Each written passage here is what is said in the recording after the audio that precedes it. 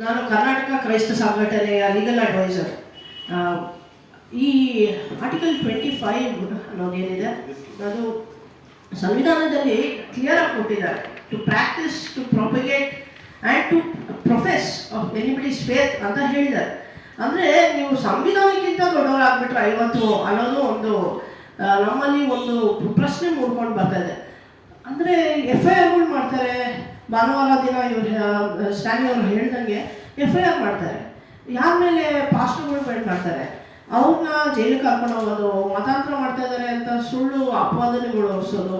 ಆಮೇಲೆ ಏನಾಗ್ತದೆ ಅಂತಂದರೆ ಅವ್ರನ್ನ ಆಚೆ ಕರ್ಕೊಂಡು ಬರಲಿಕ್ಕೆ ತುಂಬ ಕಷ್ಟ ಆಗುತ್ತೆ. ನಮಗೆ 3 to 5 years ಇದೆ have to stay inside. The period of imprisonment 3 ರಿಂದ 5 ವರ್ಷ ಆಗ್ತದೆ. 25,000 ರೂಪಾಯಿ ಫೈನ್ ಹಾಕ್ತಾರೆ.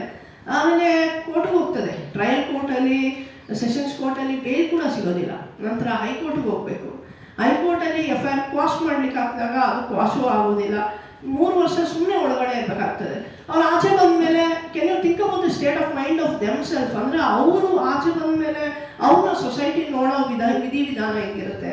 ಅವ್ರ ಮಕ್ಕಳಿಗೆ ಸ್ಕೂಲಲ್ಲಿ ಅಡ್ಮಿಷನ್ಗಳು ಸಿಗೋದಿಲ್ಲ. ಓದಲಿಕ್ಕೆ ಒಂದು ಕಾನೂನು right to education article 21A of the constitution ಅದನ್ನೇ ತಿದ್ದುಪಡಿ ಮಾಡಿ ಕೊಟ್ಟಿದ್ದಾರೆ. ಅದು ಆ ರೈಟು ಸಹ ಸಿಗೋದಿಲ್ಲ. ಓವರ್ 12 to 35 ಏನಿದೆ ಆರ್ಟಿಕಲ್ಸ್, ನಮ್ಮ ಫಂಡಮೆಂಟಲ್ ರೈಟ್ಸ್ ಏನಿದೆ, right to freedom of religion ಏನಿದೆ, ಅದನ್ನು ಬೇರೆ ಬೇರೆ ಘಟಕಗಳಲ್ಲಿ ಅದು ವೈಲೇಟ್ ಹಾಕ್ಕೊಂಡು ಬರ್ತಾ ಇದೆ.